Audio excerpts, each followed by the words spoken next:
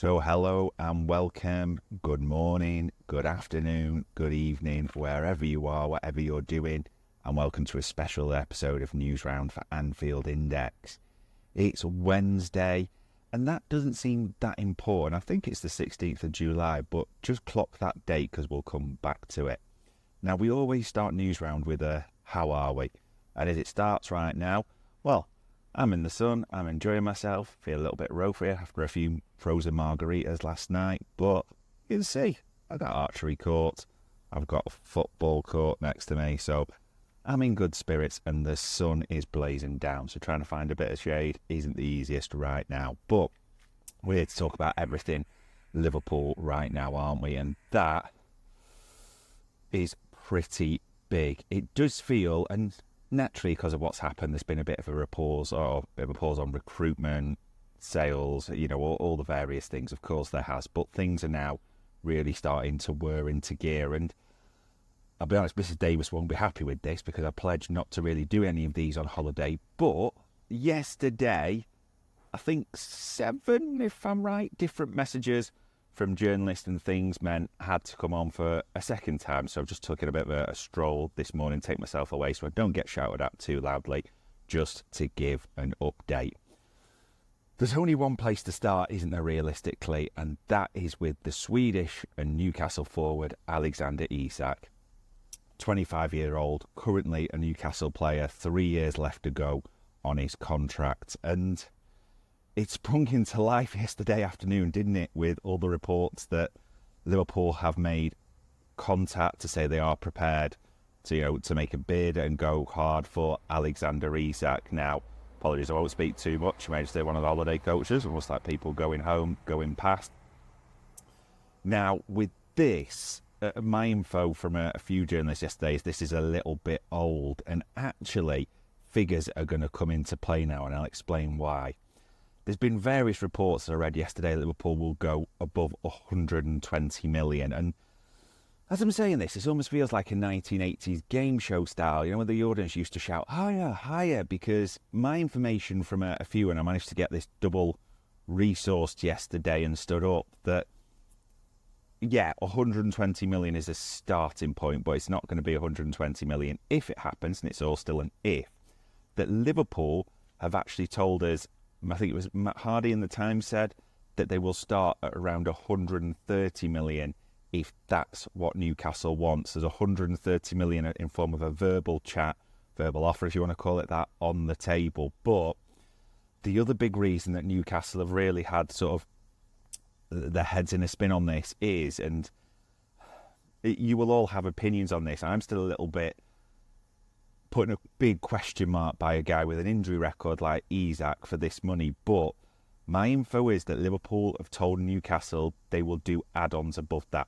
So you could be talking a deal that is 130 million plus add-ons. As in, it's not quite a blank cheque that Liverpool have told Newcastle are prepared to write, but big, big money on the table, which, if you're honest, if you're Newcastle right now, and we know about their attack and what their plans are, Hugo Ekitike, which is interesting because I think that is one to keep an eye on, because there's a few reporters like Craig Hope mentioned yesterday, there's a bit of fading hope in the Newcastle side that deal will get done. So I'm a little bit, it felt like, well, Ekitike in, Isak out, that was the dream for us, wouldn't it? But I'd just be keeping an eye on that Ekitike one, because if that does collapse, I think we all know what the potential knock-on impacts can be. So just keep an eye out for that one. But if you are Newcastle and you can sign Hugo Ekitike for somewhere around 86 million quid, and you get a deal for Alexander Isak for 130 plus add-ons, can you imagine what that means? Just, do the maths. They also want to send half another bit. So, it is all lively for that. The other thing that a few journalists messaged me about is just keep an eye on the date, because I think it's the 16th of July today, isn't it, on Wednesday, that Liverpool's first game against AC Milan, I think it is, of the Far East Tour, is the 26th. Shame all messages on my phone, so I can't check him at the same time. But Liverpool are looking to get a lot of business done before they fly out, which I think is the 23rd in a week's time as it's currently stood. So incomings, departures, a few levelled up, and those are the big ones to keep an eye on, that you will likely see things accelerate. So I'll tell you what, we'll stick on incomings because that's, we've talked about Alexander Isak. I'm not sure I like this one. Yeah, Mass? Yeah, we can keep it down when I'm talking, please, people. Thank you. But anyway, yeah, the incomings, I'm not sure I like this one particularly for the amount that's being talked about, but not Anthony Gordon.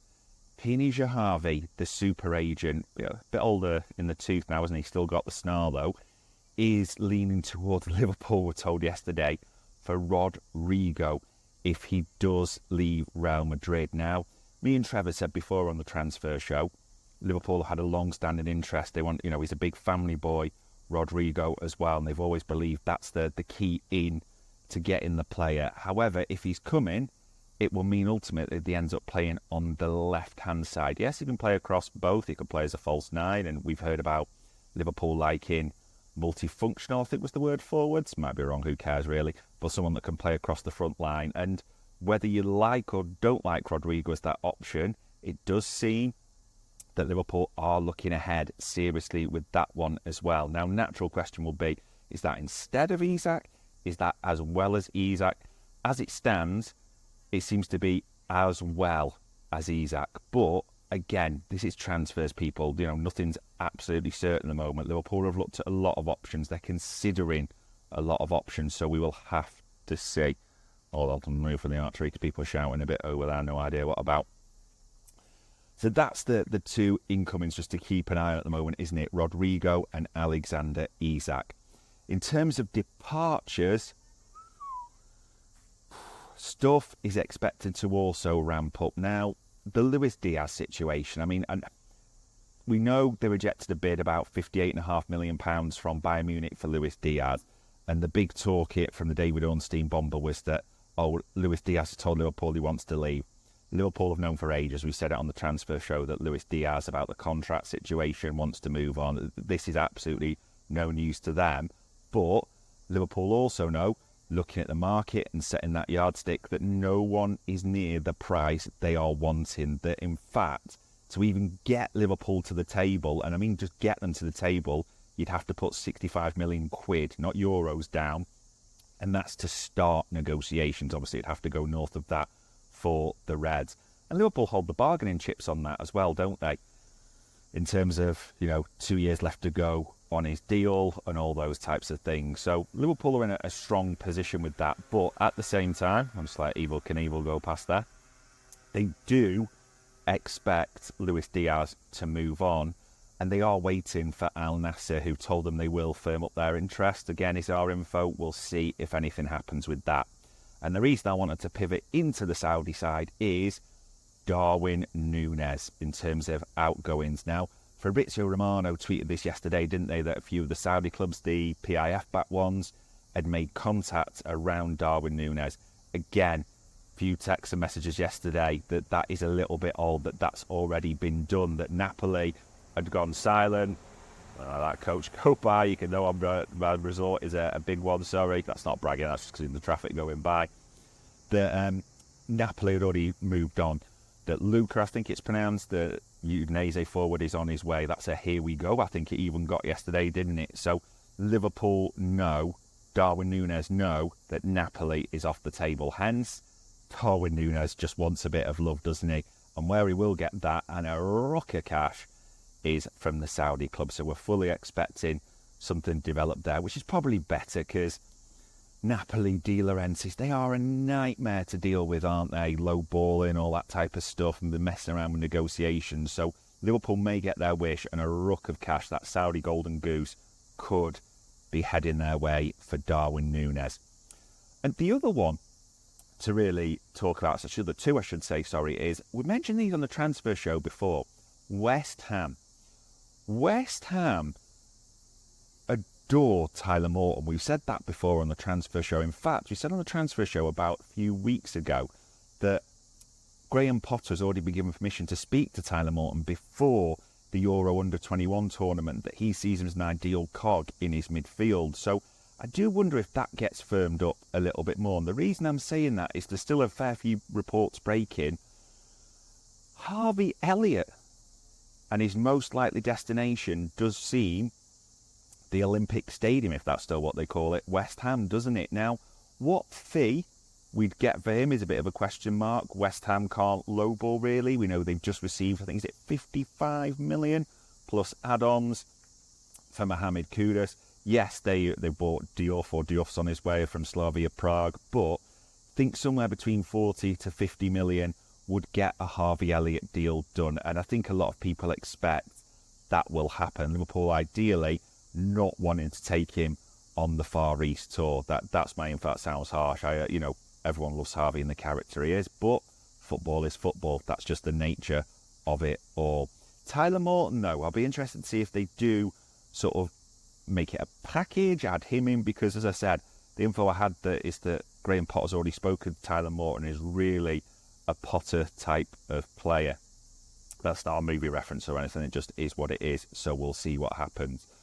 So there's all that. So all the things to sort if you think for Hughes and Edwards, boy, have they got a lot to do before the holidays.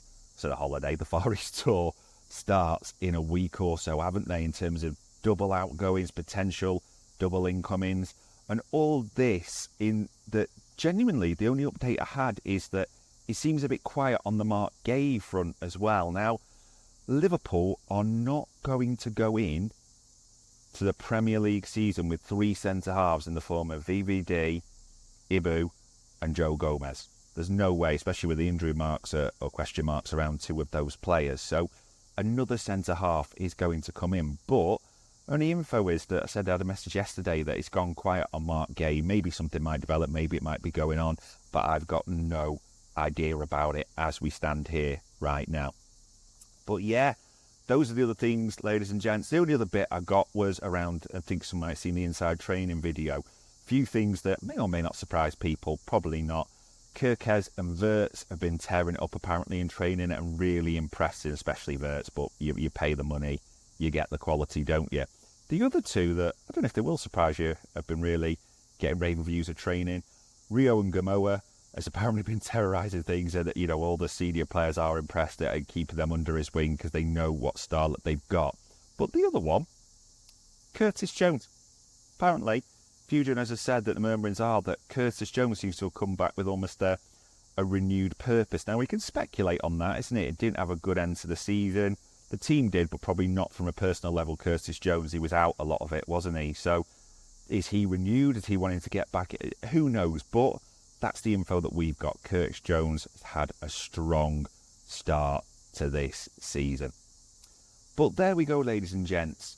This Wednesday, early morning, trying to stay in the shade and do a quick video for you just because of the info we've got. Still another week away for me, and I'm genuinely being honest, I am not planning on doing any Newsround transfer shows because I don't want to end up divorced, but just because I've got a bit of spare time and Mrs. Davis isn't aware of my location right now, that was a bit of a Newsround special for Anfield Index.